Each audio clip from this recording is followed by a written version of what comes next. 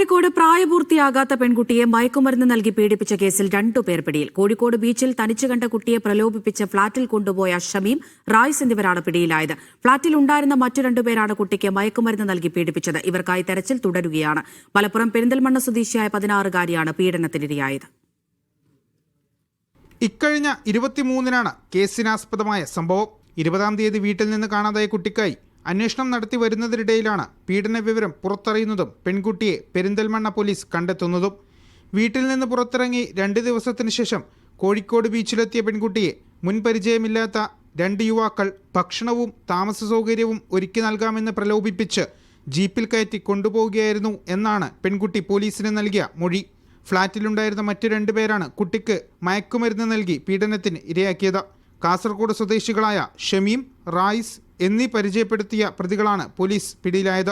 കുട്ടിയെ ഫ്ളാറ്റിലെത്തിച്ച പ്രതികൾക്കായുള്ള തിരച്ചിൽ തുടരുകയാണ്.